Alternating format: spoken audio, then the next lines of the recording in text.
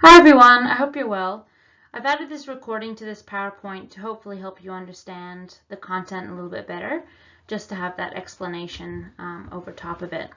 So this PowerPoint is on chapter 11.1 on monohybrid crosses.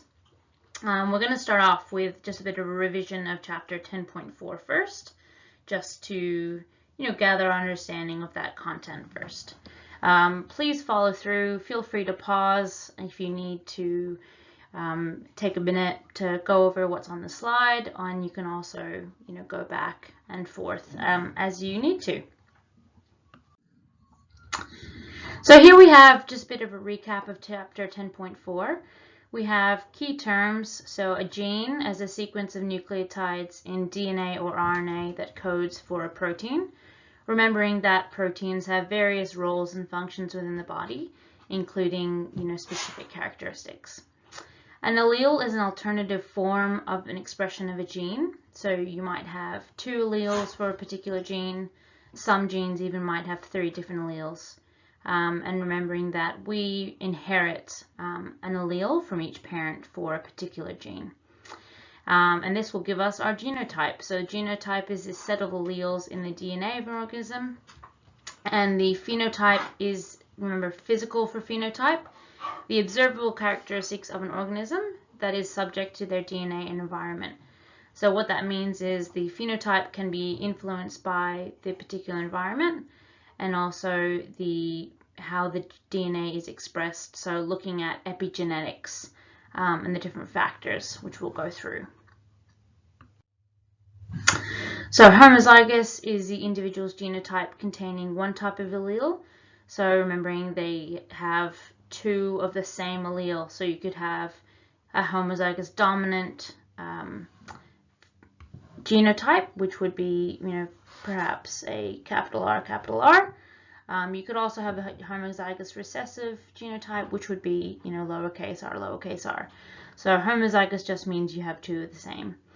Heterozygous means an individual's genotype with 2 different alleles. So you have 1 copy of the dominant allele and 1 copy of the lowercase allele. For the dominant phenotype, so this is what's going to be observed in homozygotes and heterozygotes. This just means that you just need, 1 copy of that dominant allele in order to express or show that trait. So you could be homozygous dominant, or you could be heterozygous, and you would show the phenotype for that dominant trait. The recessive phenotype is only observed in homozygotes and only observed in the homozygous recessive. So for this trait, you would only see that phenotype for that particular recessive gene or trait if you had 2 of the same of that particular gene. A carrier is a heterozygote that has the allele for a recessive trait but does not express the phenotype. So if we're looking at genotype capital R, lowercase r, even though they have that recessive allele, they'll be showing the phenotype of that capital allele there.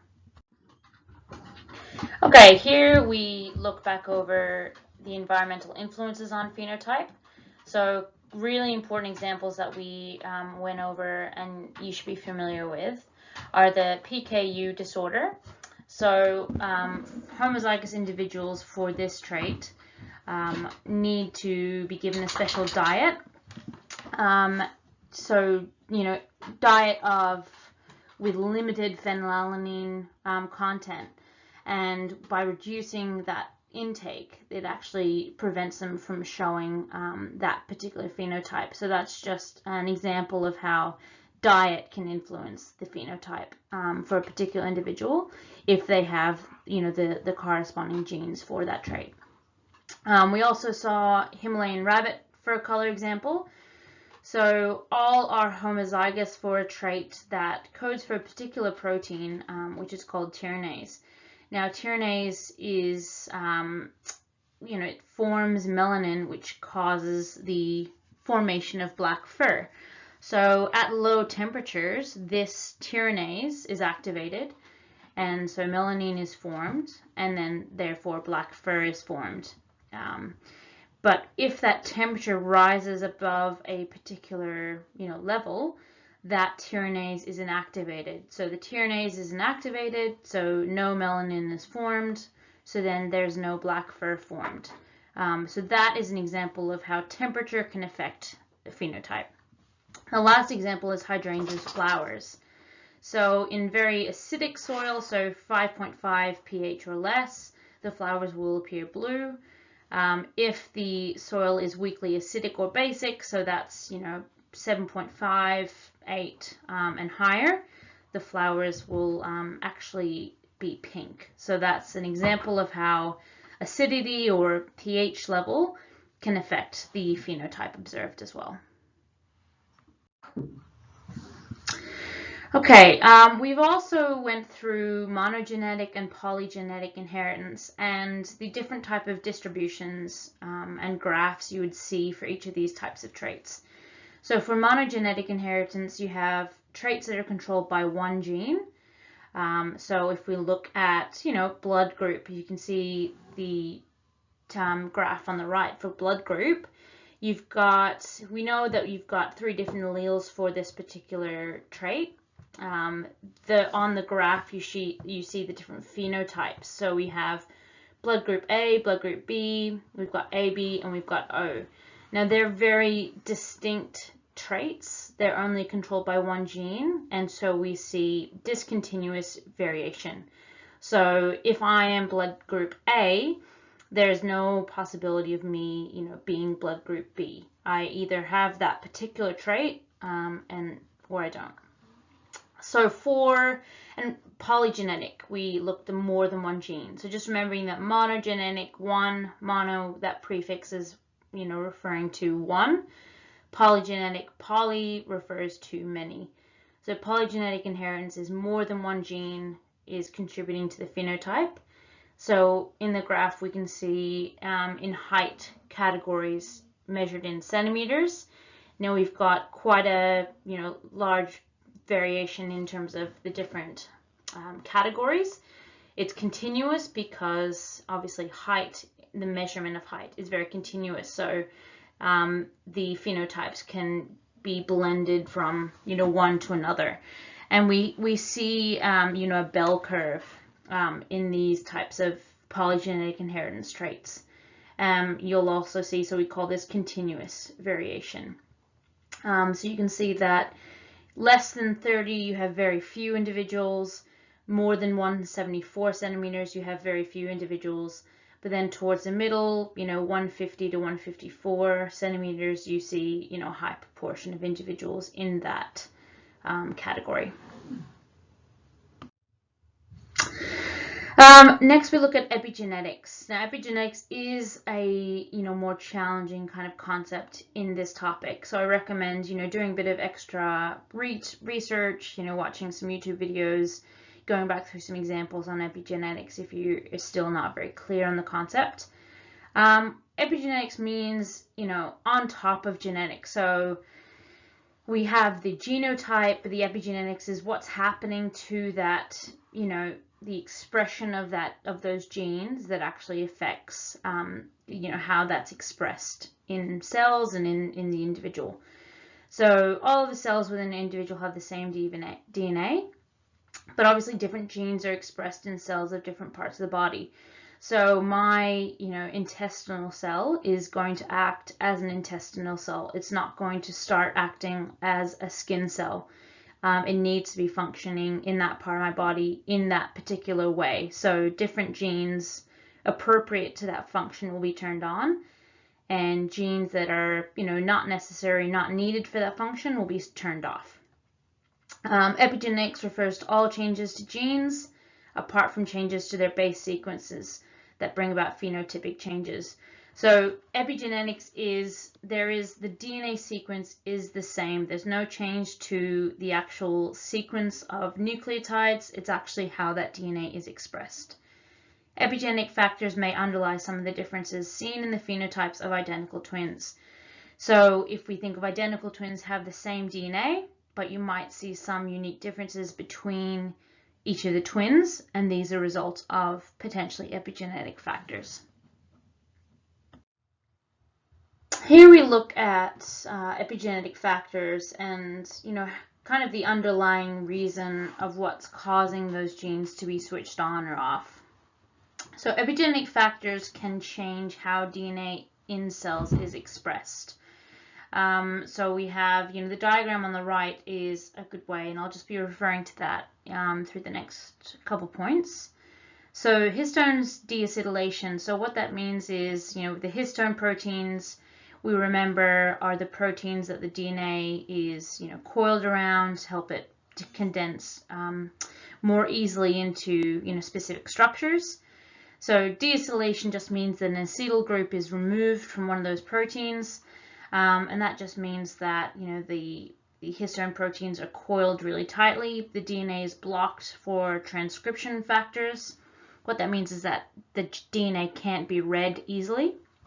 So if we look on the diagram on the right, we can see that, it's really tightly coiled here. We have this gene in, pink, but it's really hard to read it. So in terms of that case, we have got genes are switched off in this scenario. For histone acetylation, so that means an acetyl group is added to a protein. So here is, the DNA is kind of uncoiled a little bit. We see that gene there. It's, easy to read, and therefore, the transcription factors can access that section of, DNA, read the gene, and obviously, produce a specific protein for that gene, and that just means that the genes are switched on. Another thing is DNA can be methylated, so you can add a methyl tag or group attached onto the cytosine bases along the DNA. However, too much of these methyl groups can actually cause genes to be switched off. In females, there is possibility of getting X inactivation. So you have, methylation, so too many methyl groups attached on the X chromosomes, resulting in, inactivation of specific genes. And then we have reprogramming occurs when gametes are formed, when those, epigenetic tags are removed, to then which kind of taking off the influence of those epigenetic factors. So just 3 main points to revise from 10.4 are, what is the difference between a monogenetic trait and a polygenetic trait? If we have identical twins but one is slightly taller, what are, some possible explanations for this? And why do you think that butterflies and caterpillars, look different despite having the same DNA as each other? Okay. So here we go on to, chapter 11.1, which is on monohybrid crosses. So we'll just go through, what a monohybrid cross is, the use of Punnett squares, and go through some worked examples together there. Okay, so first off, looking at, the origin of dominance and recessive traits, and, what were the first experiments that were done on these things. I've posted some really good links on the Compass newsfeed for this subject for you guys, just on some preliminary activities to do on, Gregor Mendel. So he was a monk, and he, observed different characteristics, and, some were dominant over other traits. So he observed that purple flowers were dominant over white flowers, round seed shape were dominant over wrinkled, and green pods were dominant over yellow pods. And he observed these by, crossing different pea plants with particular traits, and then observing, what characteristics the offspring were showing. So this is called a monohybrid cross. It's a cross between 2 individuals and involves the alleles of 1 gene. So remembering that we are looking at, a monohybrid, mono meaning 1 there. So everyone's very familiar. We've done a lot of practice with the use of Punnett squares. So in monohybrid crosses, we do a standard cross. So we do one with homozygous parents with different phenotypes of the same trait, and we have a F1 generation, so that's kind of the first generation we'd have, and they would all be heterozygous if you had, if you crossed a homozygous dominant with a homozygous recessive. So if we use, the letters we were using before, we've got a capital R, and we have homozygous recessive, lowercase r, the offspring will all be, heterozygous. They'll have one copy of the dominant allele and one copy of the recessive allele. Now, if you were to do a second cross, so these are crossed again to produce a second generation, having to think about what those characteristics would be and what the ratios will be. So, if we do that now, so if I cross and, pea plants, if I was to cross the offspring with each other, so I've got each parent, so I've got, one parent here, I've got other parent here, and if I was to fill in my Punnett square, okay, I'm going to have, in terms of a genotypic ratio, so we've got genotypic, I'm going to have capital R, lowercase, and lowercase. So I'm going to have 1 to 2 to 1. If we look at my phenotypic ratio, so if we say, the capital R means round, so I'm going to actually have, round to wrinkled is my phenotypic ratio. I remember that, capital R is dominant, so I'm going to have 3 round to 1 wrinkled. So when we're looking at monohybrid crosses, you're going to see that 3 to 1 ratio when you cross, two heterozygous parents. So first we'll look at autosomal dominant inheritance. So if we look at eye color in Australian blowflies, it's a monohybrid cross because it's a single gene. It's autosomal because it's on an autosome or a chromosome that is not, doesn't determine the gender of the individual. So we've got red eyes, capital W, so homozygous dominant are dominant over white eyes, which is lowercase w. So homozygous recessive, so an individual needs to receive 2 copies of that recessive allele in order to have, those white eyes. So if the parents of a cross are red eyes and white eyes, what color eyes will the F1 generation have? So just have a think to yourself, pause the video if you need, just have a think. Second question, what color eyes will the F2 generation have if you cross 2 F1 flies together? What is the genotypic ratio and the phenotypic ratio of a cross between F1 flies? And consider useful purposes of selectively crossing certain traits. So if we look at, this one will be, our F1 generation cross. So we've got the parents. So we've got parent 1, homozygous dominant. We have parent 2, homozygous recessive. And we look at the traits. So you can see here that all of the offspring are heterozygous. So F1 generation, all offspring are heterozygous. Okay, in terms of flies, this is eye color. So all of the offspring had red eyes. So, red eyes must be dominant. It's a really good way to determine the dominant trait. So red eyes are dominant to white eyes. So that's for the F1 generation. Now if I cross, 2 of the F1 generation, 2 offspring, I have the F2 generation. Okay, so I've got parent 1, capital W, lowercase w, and parent 2. So they both have the same genotype as each other. Now I'm looking at the offspring.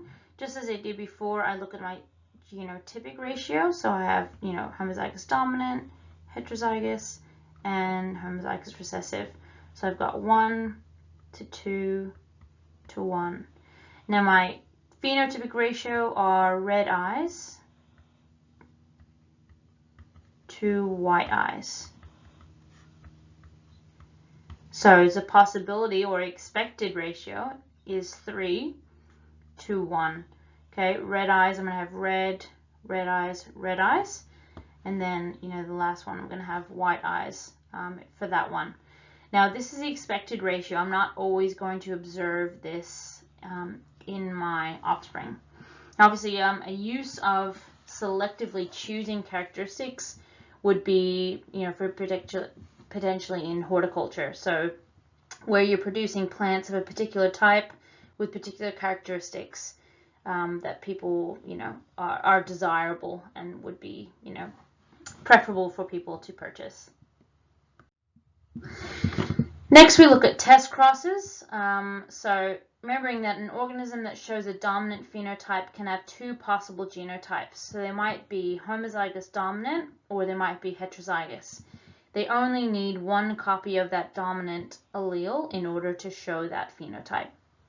When we're doing a test cross, and the purpose of a test cross is to determine the genotype of the dominant individual when we don't know whether they are, you know, are they going to have,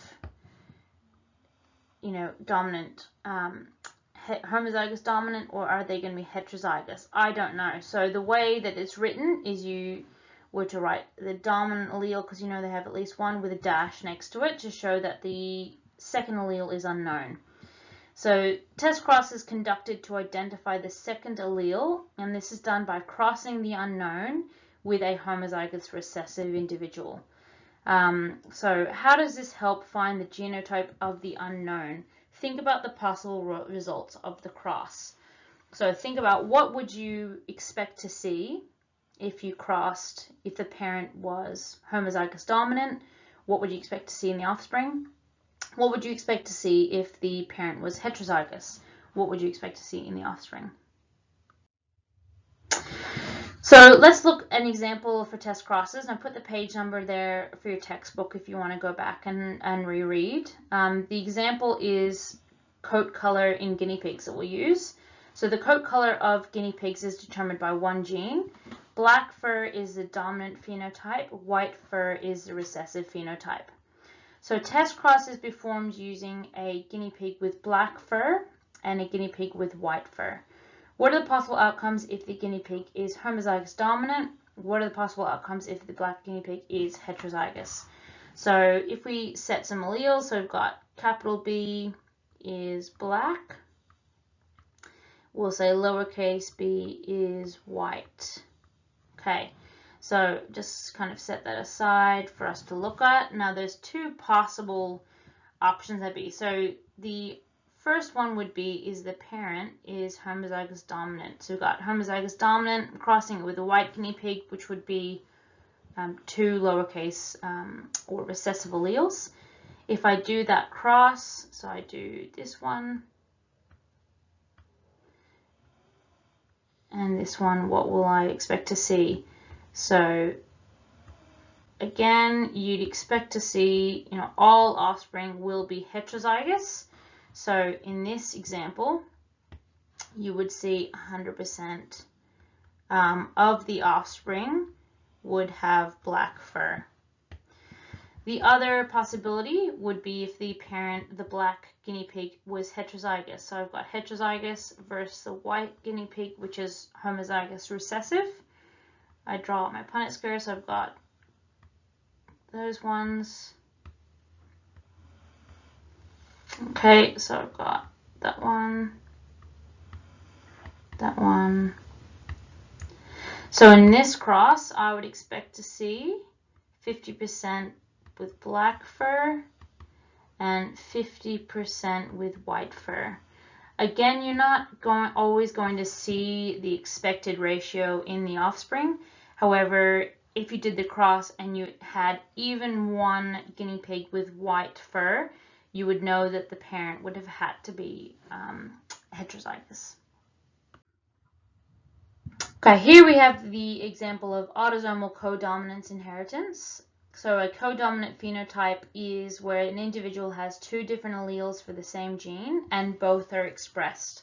So one allele does not mask or overpower the other allele. They are both, you know, dominant. So in cattle, coat color is controlled by an autosomal gene. So remember, autosomal is a gene that is on an autosome, not on one of the sex chromosomes. So the alleles for coat color are capital C with an R and capital C with a W. So CR is a red coat phenotype and CW is a white coat phenotype.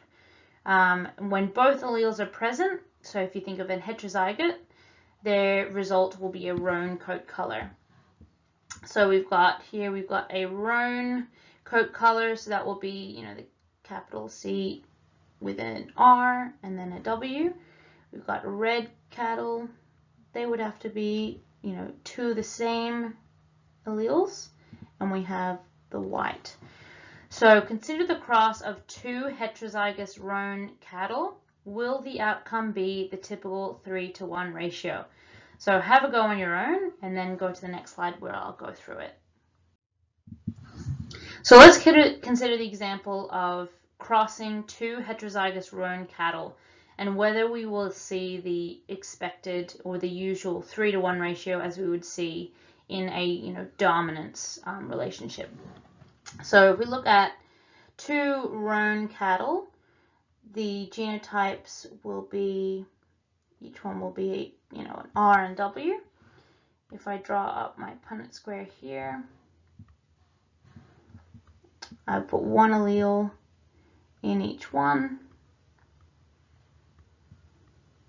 and then I complete my Punnett square.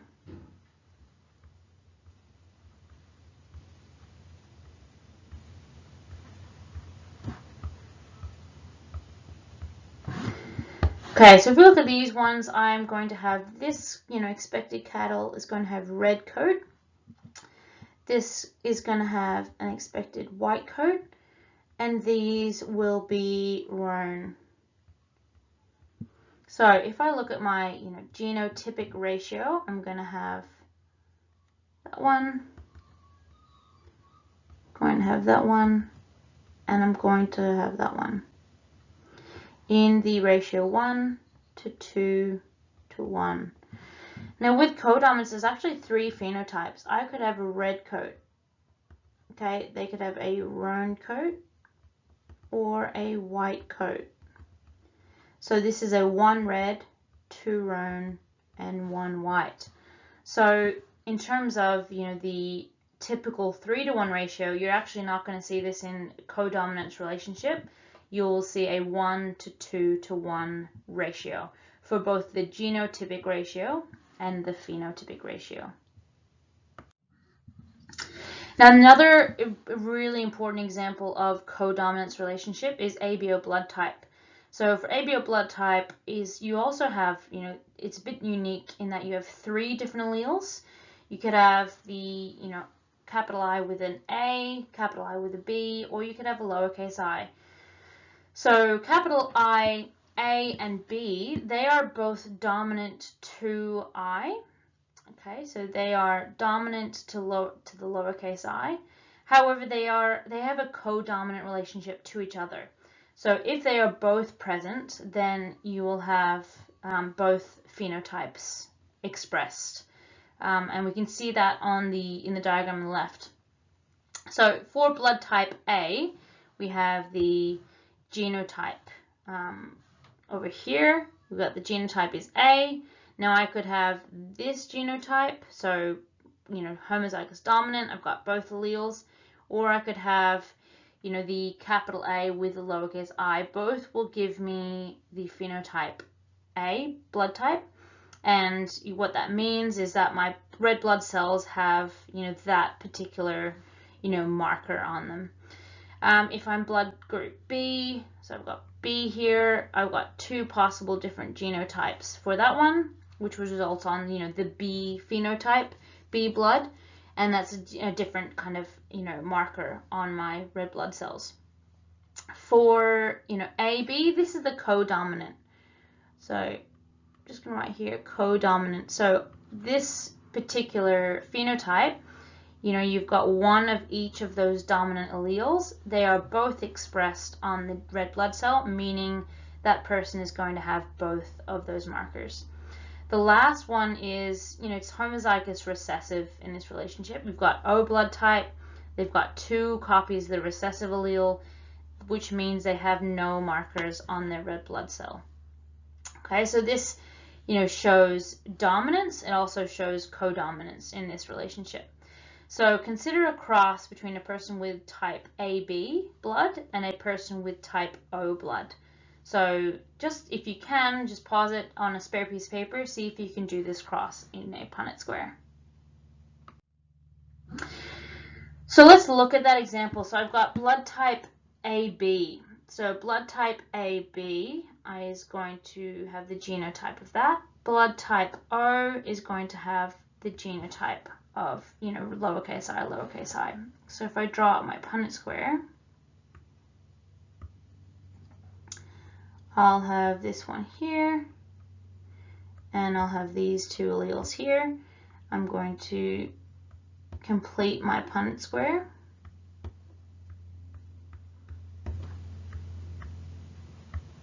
Okay, so if we look at my genotypic ratio, so possible genotypic ratio is I have this one, and I have this one. And I have 2 to 2, so 2 of each, or if I simplify my ratio, that's the same as 1 to 1. Or that's a 50% chance of A and 50% chance of having blood type B. Right? If I look at, my phenotypic ratio, that would be blood type A to blood type B would be 2 to 2, 1 to 1, or, 50%. Okay. So looking at a monohybrid cross example for ABO blood type, so we have, an example here. So referring to the following figure, what is the chance that Tracy and John's next child will be blood group B? So if we look at Tracy and John, Tracy is blood group B. She has, capital B with a lowercase I. You've got John, who has also group B blood type, and he's got the same genotype as Tracy. And then you have Fiona and Tim are their 2 children. They're both group O blood types. So what is the chance that their next child will be blood group B? So just have a look at that for a second and have a go at this question. Alright, so looking at that first question, we have Tracy and John. So best way to do this is I'm going to look at a Punnett square to determine what their chances are of having a child, their next child, with blood group B. So I'm going to place each of their genotypes in this Punnett square, and I'm going to look at what the possibilities are.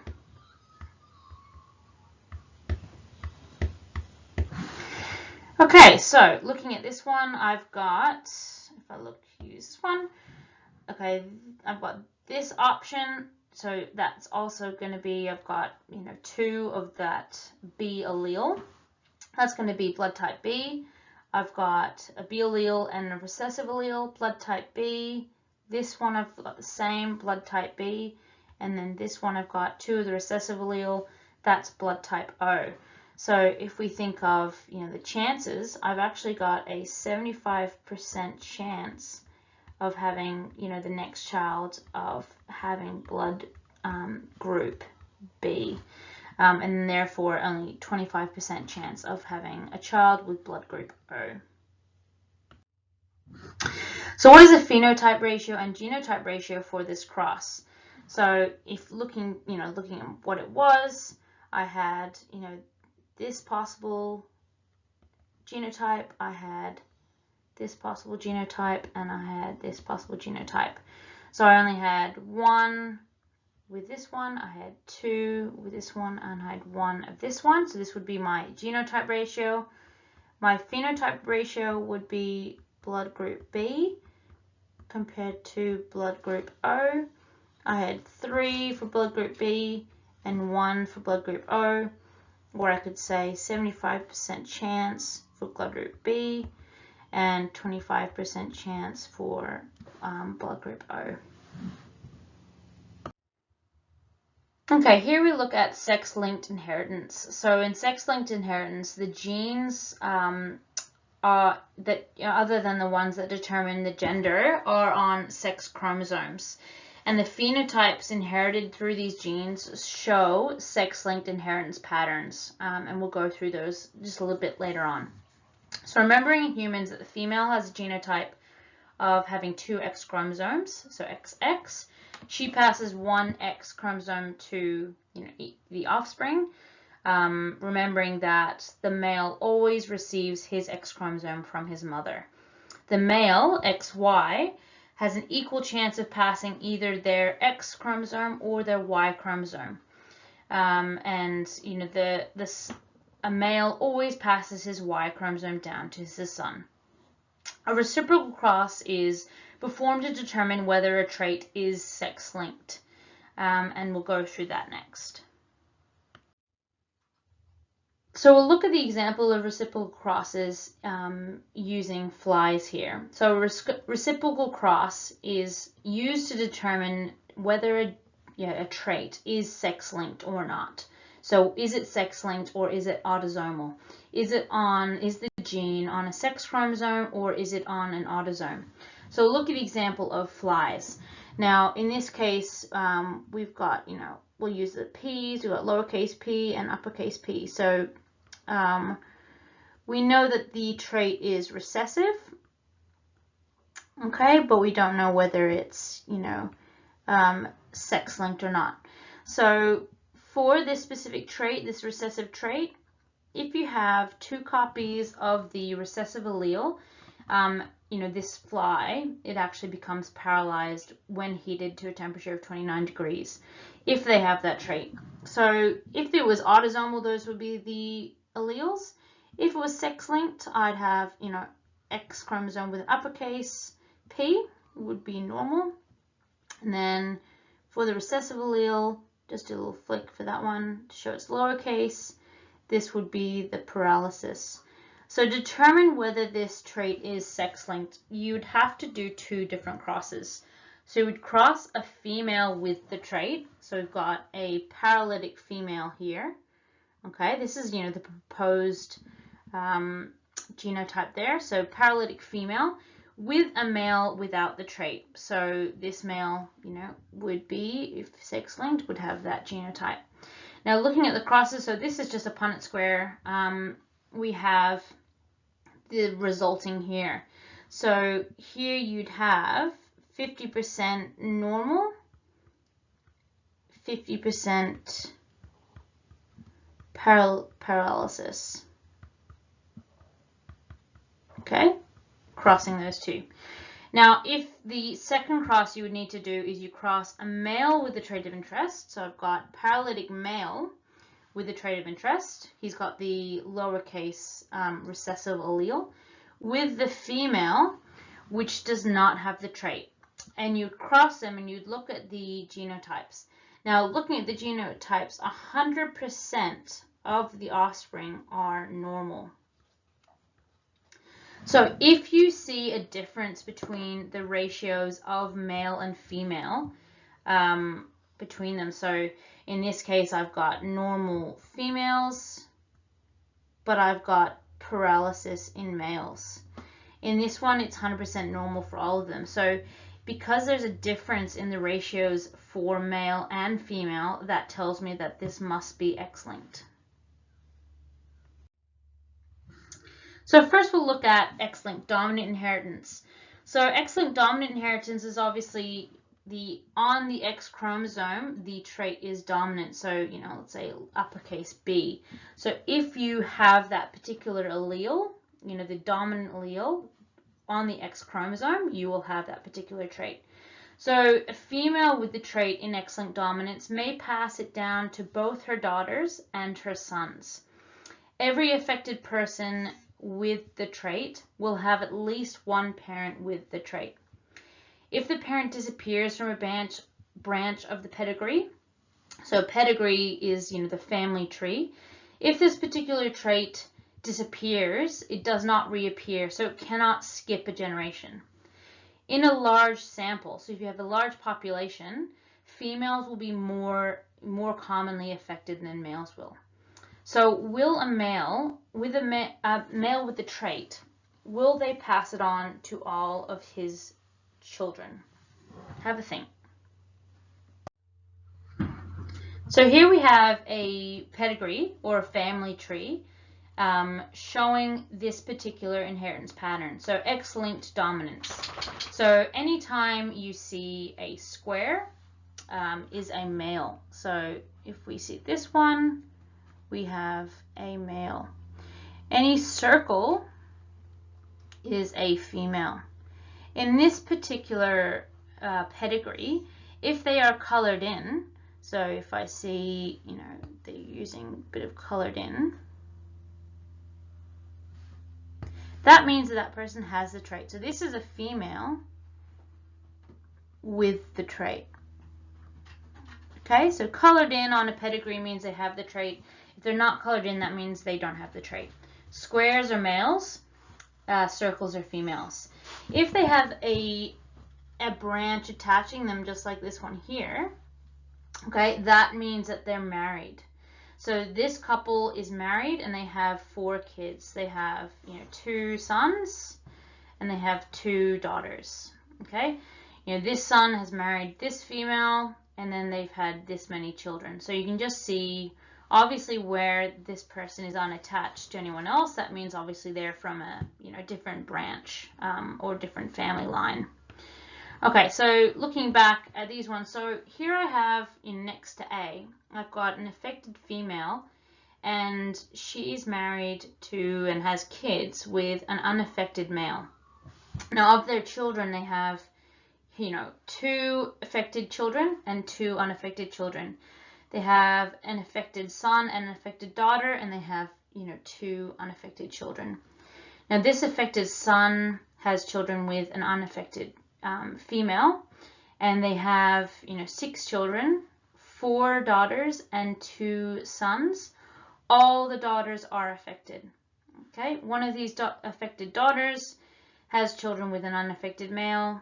They have a couple kids, 1 affected son, 1 affected daughter. Okay, you can see over here that these 2, so this son, which does not have the trait, has children with an unaffected female. You'll notice that there are no children with the trait. Because it's dominant, it can't be hidden, it can't be carried. So here we have, more females are affected than males is a key, key piece of evidence to tell me that this is X-linked dominant. Next we have X-linked recessive inheritance. So X-linked recessive, so here if we use the same letter, so X chromosome, but on the X chromosome it's actually a recessive allele. So for a recessive, a female would need to have 2 copies of this allele. So all the daughters of a male with the trait are carriers of the trait and do not show the trait. Okay, this is as long as their mother doesn't have the trait. The trait can appear in their son. So remembering that a female has 2 X chromosomes, she passes her X chromosome onto her son. So if she is affected, meaning she's got 2 copies of the allele, she's going to pass down one of them to her sons, and he's also going to have the disease because he only has 1 X chromosome. So none of the sons of an affected male can inherit the condition from the father, remembering that the father passes his X chromosome down to his daughters. Okay, so the son always gets his X chromosome from the mother. In a large sample, there are more affected males than females because males only need 1 X chromosome with the allele for the trait. Okay, so will the children of a female with the trait also possess the trait? And will the children of 2 individuals with the trait have it also?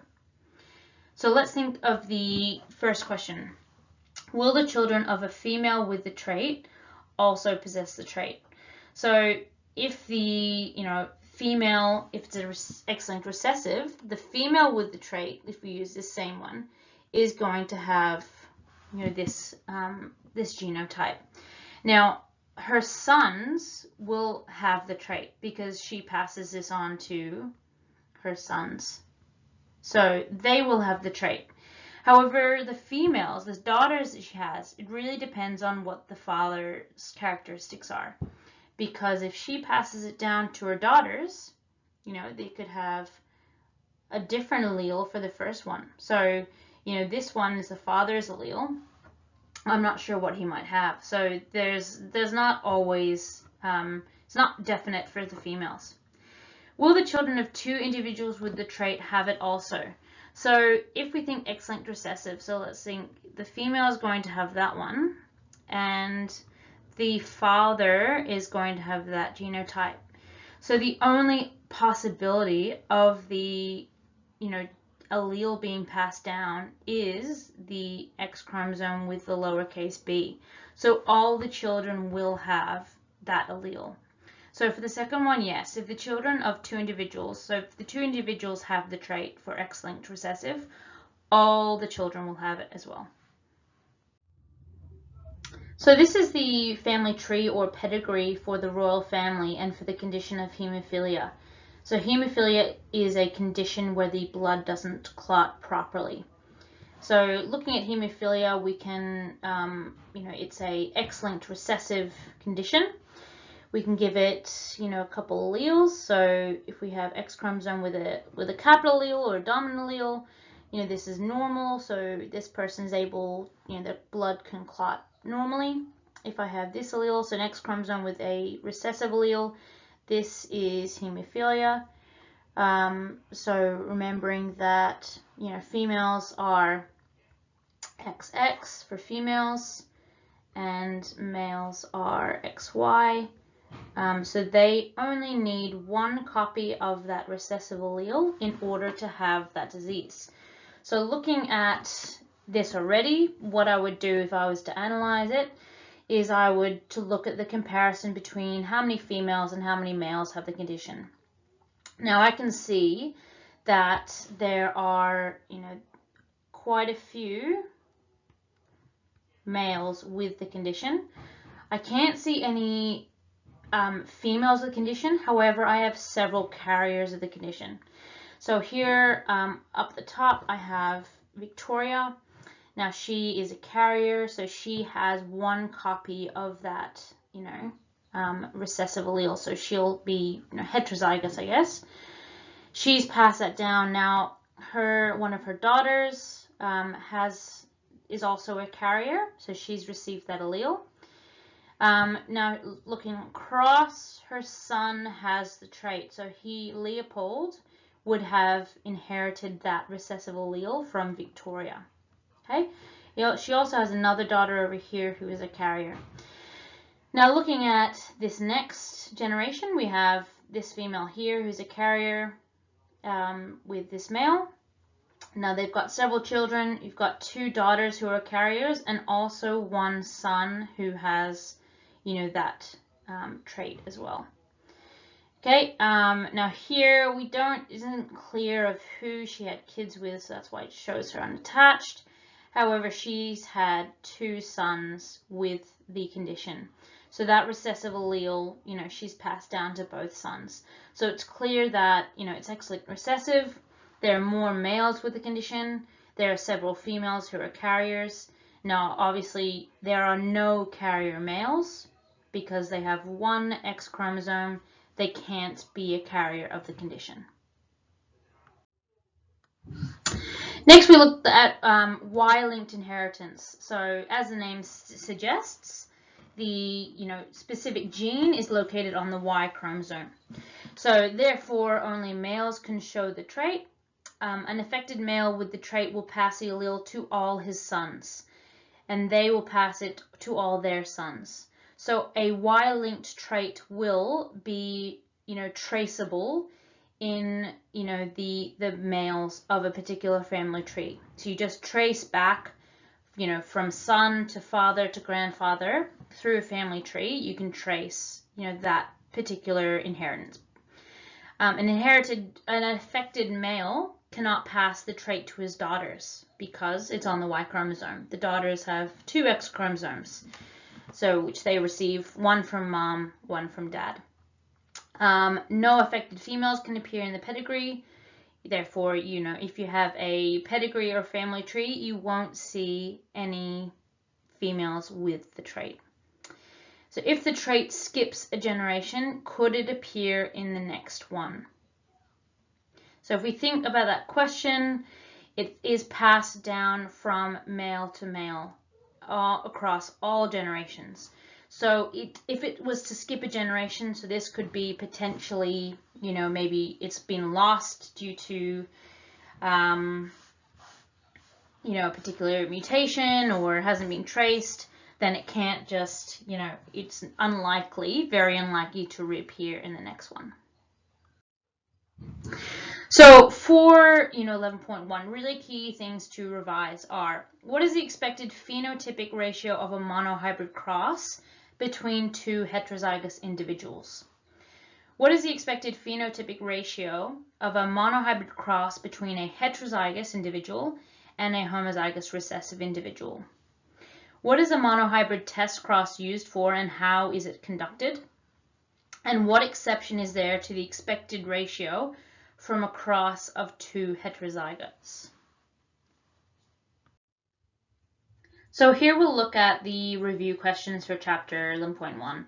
So feel free to, pause and come back, or, pause the video, try and have a go, and then go through. I've put the answer in the slide after each question, so you can go and check your answer. I also encourage you to email me if you don't understand any of the questions or the answers that were given.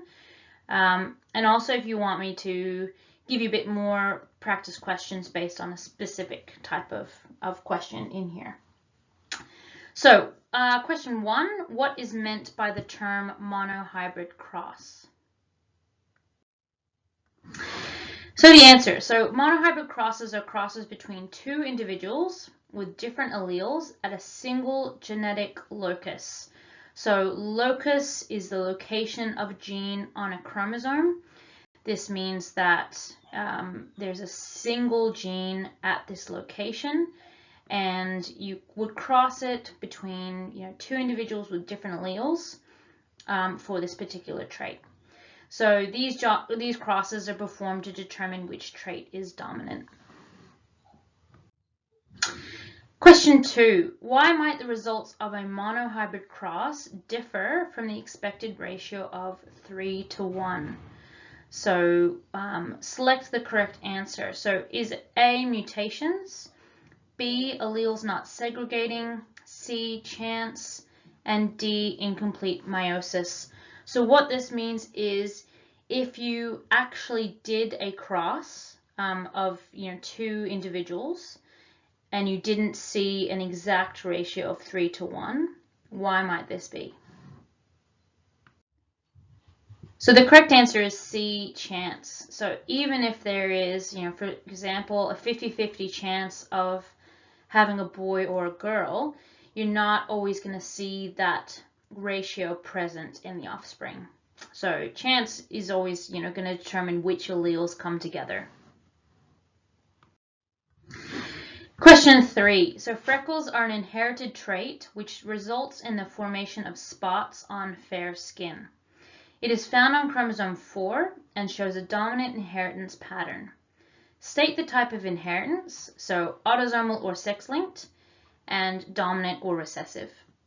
Using suitable symbols, draw a full genetic diagram, Punnett square, to show how a mother and father who have freckles can have a child that does not have freckles.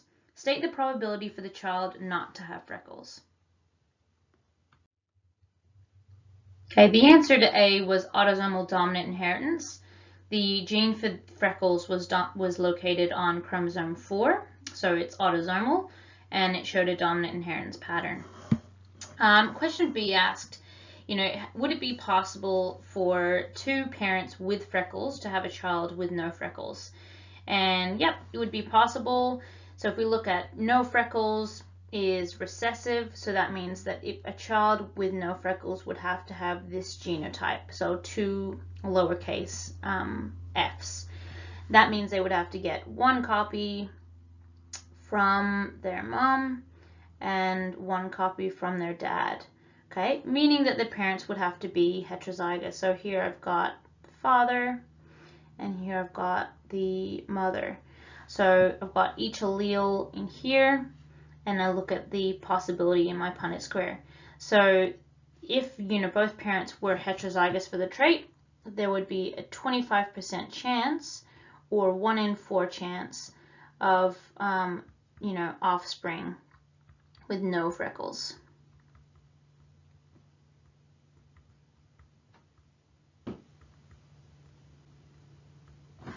Okay, so please, if you don't understand this question, please email me. Just say question 3, can you go through that again with me? I'd be happy to take you through that.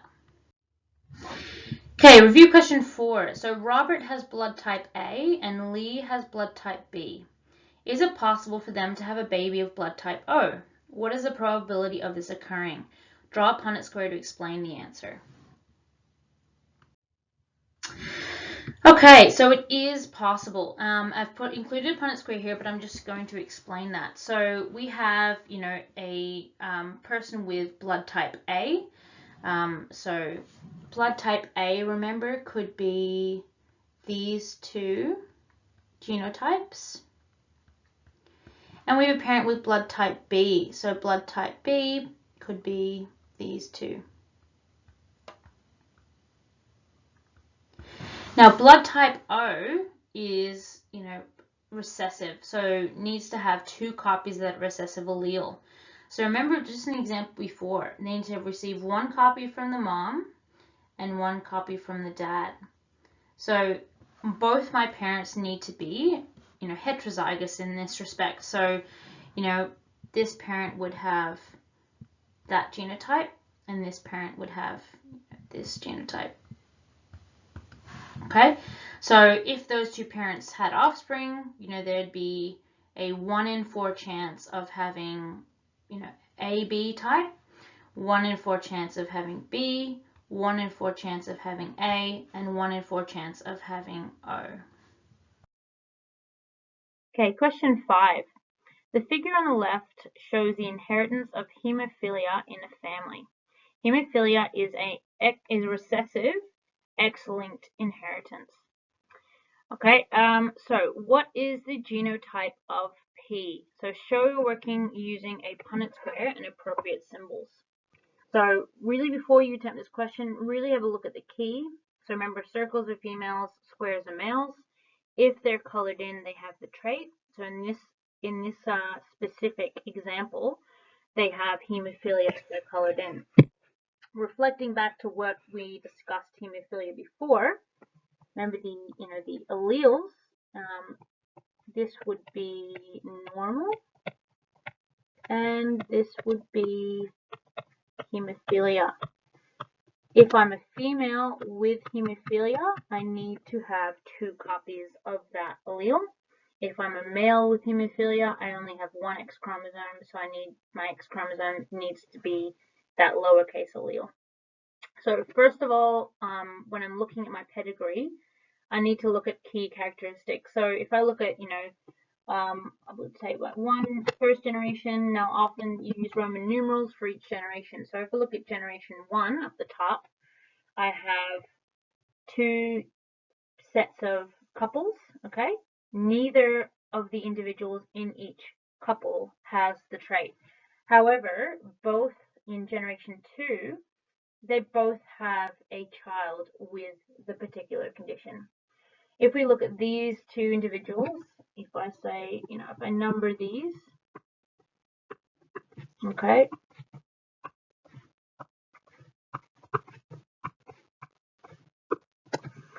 okay, so each, individual for each generation. So we can see 2 and 3 are unaffected. However, they have a child with this disease. So in this case, it skips a generation. So this is really common, or this is a key sign that it is a recessive trait. I mean, it's a very small population, but I can see that more males are affected than females.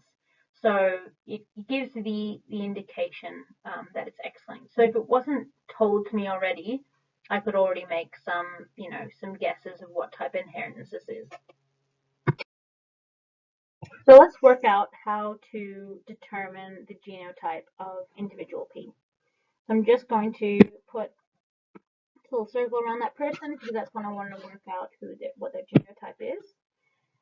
With my pedigree, I'm just going to label each generation with Roman numerals and then each individual with numbers so I can refer to them back later a bit more easily. So just looking at the pedigree first, I can see that in the first generation there are no individuals with the trait. Second generation, I can see that there's 2 individuals with the trait, so it's skipped a generation. I can see in third generation the son has the trait, even though his parents don't have the trait. So again, it's skipped a generation, which is very much a sign of being a recessive trait. Despite it being a small group, I can still see that there are more males with the trait than females. So that's also an indication of it being X-linked. So what I want to look at is what are the genotypes of those with the trait. So if I look at the first person that's affected, so the first individual of the second generation, and I'm referring to this person here. Okay, their genotype will have to be this because it's a female with the recessive trait. If I'm looking at the second generation, the fourth individual, which is the male, he's going to have this genotype. And then in the third generation, the first individual is also going to have this genotype because he has the trait and he is a male. So looking at those genotypes that we've done so far, does this help you a little bit more to determine what the genotype of P is? Have a go before you look at the next slide. Okay, so let's look at how we can figure out P. Hopefully you have a bit of an idea already. So I'm just going to redraw just that specific family from that pedigree. So I have, male and female parents. They don't have the trait. They have 3 kids. The son has the trait. They also have a daughter without the trait and a son without the trait. We know that the husband, the father, must have this genotype because he does not have the trait. And we want to work out what the female must have. The son must have this genotype, and this son over here must have this genotype. Okay? So thinking about, this son over here, he's got this recessive allele. Where has it come from? Hopefully you remember that the son always receives his X chromosome from his mother. So he has received that from his mother. So she must have that X chromosome with that allele in her genotype. Now she doesn't have the disease, so she must also have that X chromosome with the dominant allele. So therefore, her genotype must be X with a capital H and X with a lowercase h. This is the recessive allele, for hemophilia that is passed down to the son. Okay, so you don't have to do a Punnett square here, but you could do just to help visualize it to some. So you can do a Punnett square as well. So if I do a Punnett square, just to prove or help myself to confirm, I look at these 2 parents. I look at the possible offspring.